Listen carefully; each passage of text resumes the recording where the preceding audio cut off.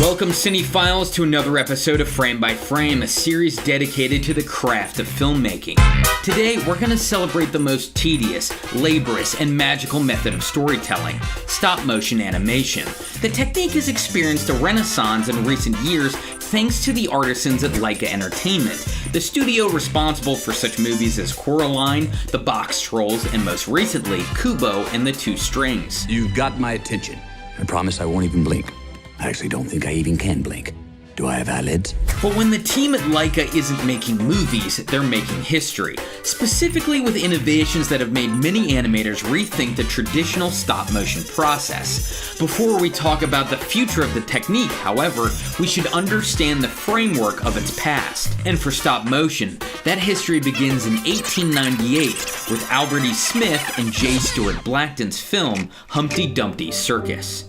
Technically, you see, the film itself no longer exists except for stills like these, so the earliest stop-motion film you can actually watch is this one, J. Stuart Blackton's 1907 picture, The Haunted Hotel. And while we're talking influential stop-motion films, here's Romeo Bassetti's 1912 flick, The Automatic Moving Company. Both of these films were created using the basic concept behind stop motion. The objects were photographed a frame at a time in a series of different positions. When these frames are played back in a continuous sequence, as you see here, it creates the illusion of movement. Now, stop motion has taken on a variety of forms throughout the years. Claymation, for example, relies on plasticine figures that are reshaped between shots. The substance is malleable and therefore retains its form, making it ideal for stop motion. British studio Aardman Animations, for example, used plasticine to create their famous characters Wallace and Gromit. I think people notice that on the screen. You see the craftiness, the handcraftedness on the screen, and I think that, even subconsciously, that comes across to the audience, the amount of love and care that goes into it. Now, if you know stop motion, you know the names Willis O'Brien and Ray Harryhausen. Following O'Brien's designs, Marcel and Richard Delgado built O'Brien's intricate models. These figures had rubber skins fitted over articulated metal skeletons. Many even contained bladders that were inflated and deflated to create the appearance of breathing. This attention to detail helped O'Brien create some of cinema's most iconic monsters, King Kong among them.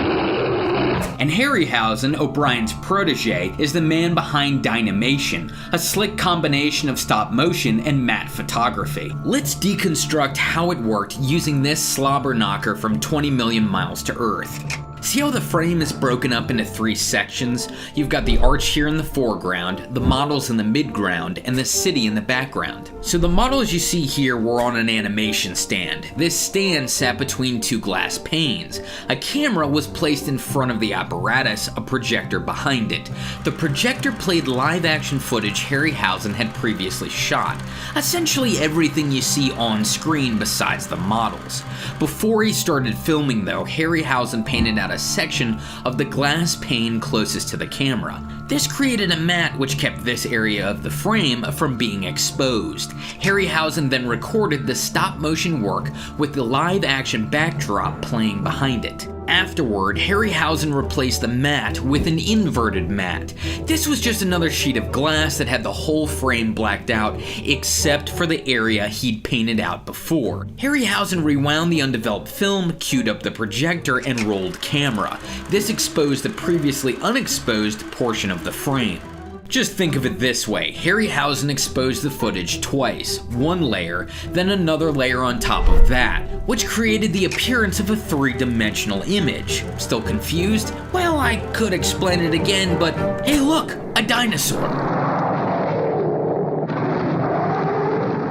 Now let's fast forward to 2016 and ask the inevitable question.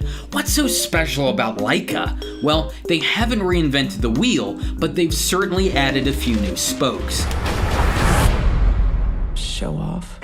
To see what I'm talking about, check these two clips side by side. Watch each character's expressions and ask yourself, how do they differ? It's subtle, real subtle, but Coraline's expressions are more nuanced than Jack Skellington's, and the transitions between these expressions are more fluid too. Here's why. On The Nightmare Before Christmas, the animators had to alter Jack's expressions by hand. For Coraline though, Laika created 3D computer models of their characters, used software to animate them, and then used that same geometry to create faces, thousands of them, using a 3D printer. So anytime Coraline's expression had to change, the animators would just replace her face with a new one. So if you look at this footage frame by frame, that means that's a new face, that's a new face, that's a new face, and yeah, okay, you get the point. For Coraline though, each of these faces could only be printed on white resin, which meant they all still needed to be hand painted. Starting with her film Paranorman, however, Laika implemented 3D color powder printers. This, thankfully, eliminated the need to paint each new face,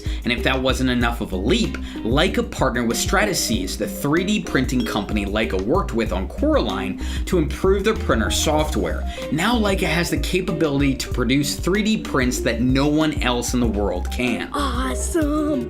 Outside of 3D printing though, the team at Laika's second most recognizable innovation is their use of VFX. Backgrounds can be green screened in, the seams around each doll's face can be removed, puppet supports like those shown here can be keyed out. Is this authentic stop motion animation? Well, a purist would say no, and I'd be inclined to agree.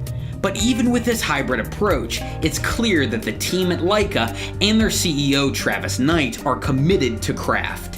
So whether it's 1898 or 2016, claymation or 3D printing, I can't help but respect stop-motion animators, or the dedication they must have to tell a story literally one frame at a time. Or the dedication it took for Travis Knight, aka Chili T, to spit some dope shit like this. Another name for Richard is Dick, so get off mine. So get off mine. So get off mine. Won't you get off mine? Yeah, that guy makes children's movies now. Okay. Thank you for watching, ladies and gentlemen, and make sure to subscribe to this channel, Film Theory, for more fantastic film-related content. If you'd like to check out more frame by frame, click the frame to the left to watch an episode on how Disney crafts its iconic characters. Or if you'd like to check out a Film Theory episode on Dragon Ball Z, click the frame to the right. And until next time, my name is Kyle, and this has been Frame by Frame.